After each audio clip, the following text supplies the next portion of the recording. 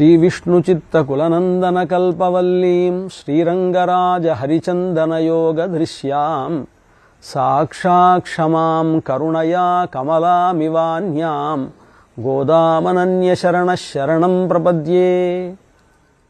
ధనుర్మాసోత్సవాల్లో ఈరోజు మొదటి రోజు.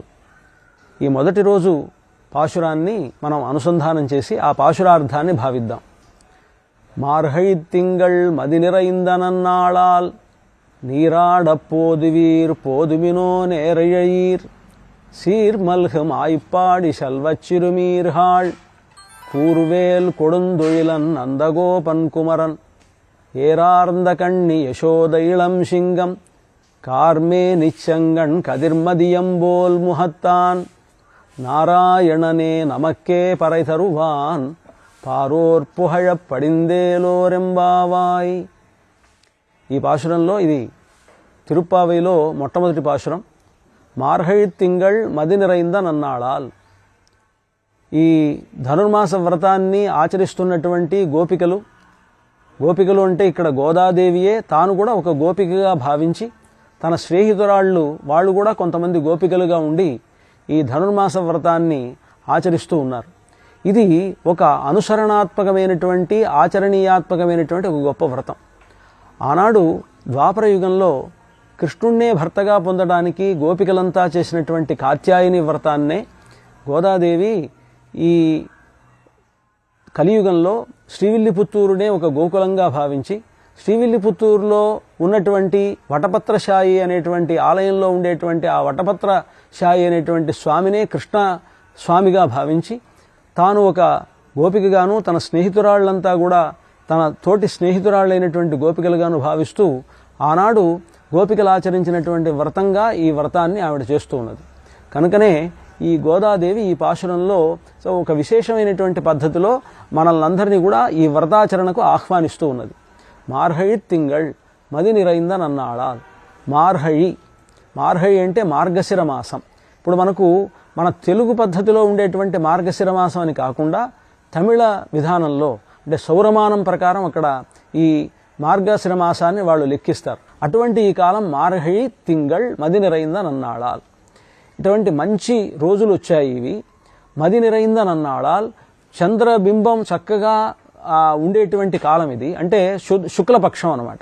మార్గశిర మాసం శుక్లపక్షం. ఇక్కడ మార్గశిర మాసం అంటే ధనుర్మాసం అని పేరు. కనుక మార్గశిర మాసం అంటే ధనుర్మాసం, శుక్లపక్షంలో ఉన్నాం. ఆ శుక్లపక్షాన్ని బట్టి తింగళ్ మది నిరైంద నన్నాళాల్. మది నిరైంద నన్నాళాల్ చంద్రుడు చక్కగా ఉదయించి పరిపూర్ణంగా వెలుగుతూ ఉండేటువంటి కాలం. నన్నాళ్ అంటే మంచి రోజు అని అర్థం. నీరాడపోదువీర్ స్నానం చేయడానికి, మార్గశిర స్నానం చేయడానికి రండి మీరంతా కూడా అని గోపికలను ఆభరణములు ధరించి చక్కగా ఈ వ్రతానికి రండి అని పిలవడం. అంటే ఇక్కడ ఉద్దేశం ఏమిటంటే ప్రధానంగా బాహ్యమైనటువంటి స్నానమో బాహ్యమైనటువంటి అలంకారమో ఇక్కడ అర్థం కాదు అని పెద్దలు చెప్తారనమాట. ఇక్కడ ఆభరణములు అని అంటే ఆధ్యాత్మికతకు సంబంధించినటువంటి ఆభరణములు.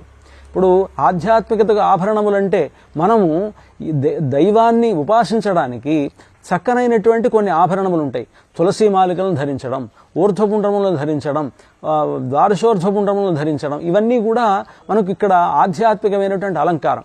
బొట్టు పెట్టుకోవడం, అలాగే మంచి పట్టుబట్ట కట్టుకోవడం, ఇలాంటివన్నీ కూడా మనం ఆధ్యాత్మికతలో మనం ఉపాసనలో ఎట్లా అయితే చెప్తామో అదేవిధంగా ఇక్కడ గోదాదేవి వీళ్ళందరికీ గోపికలందరికీ చెప్తున్నటువంటి మాట, భగవంతుడే ఒక నీటి చలమైతే, నీటి మడుగైతే ఆ హరి అనేటువంటి సరస్సులో విగాహ్య ఆపీయ తేజోజలౌఖం, ఆ భగవంతుని ఎందే మునగాలి అని అన్నమాట ఇక్కడ.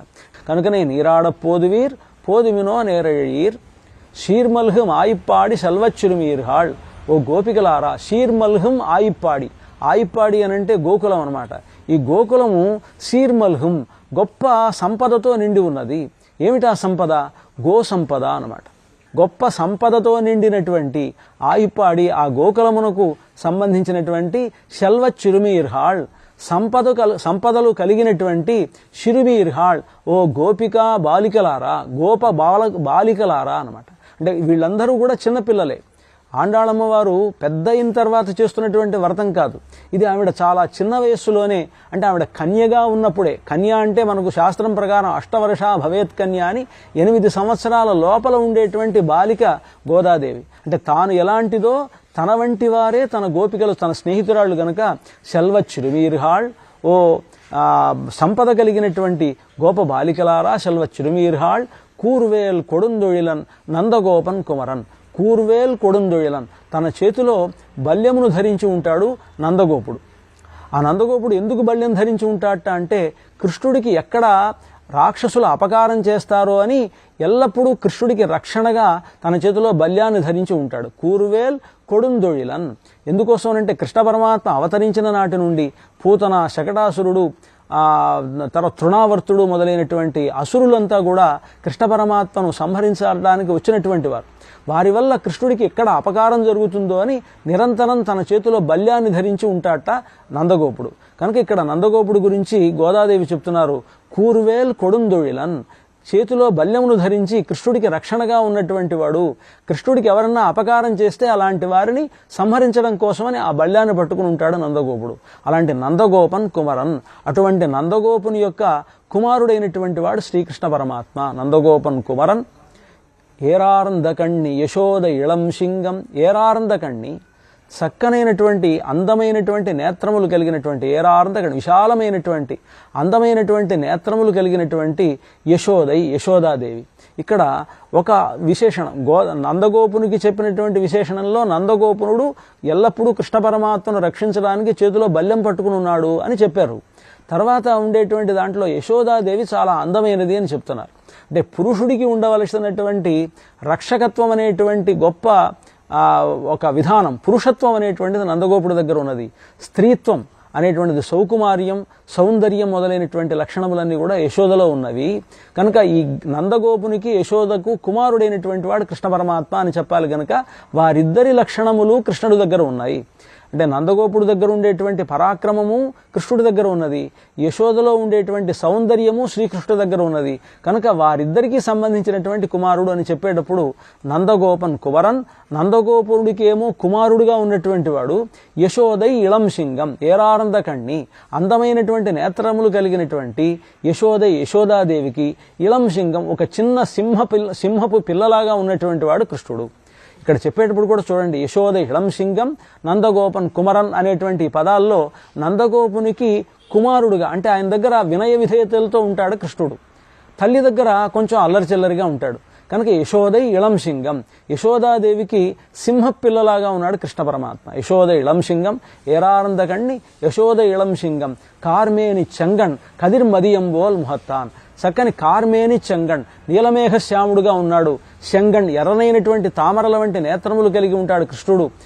శంగణ్ కదిర్మదియంబోల్ ముహత్తాన్, సూర్యుడు చంద్రుడు ఉదయిస్తే ఎటువంటి కాంతితో ఉంటుందో అటువంటి కాంతి కలిగినటువంటి, సూర్యచంద్రుల యొక్క కాంతులతో ఉండేటువంటి ముఖం కలిగినటువంటి వాడు. కదిర్మదియంబోల్ ముహత్తాన్, ఆ నారాయణనే నమక్కే పరధరువాన్, అటువంటి నారాయణుడి యొక్క స్వరూపమైనటువంటి శ్రీకృష్ణ పరమాత్మయే నమక్కే పరధరువాన్. మనకు ఈ వ్రతాన్ని ఆచరించినప్పుడు ఈ వ్రత ఫలితాన్ని అంతా కూడా మనకు ప్రసాదిస్తాడు. నారాయణనే నమక్కే పరధరువాన్, పారోర్పుహయ పడిందేలో రెంబావాయ్.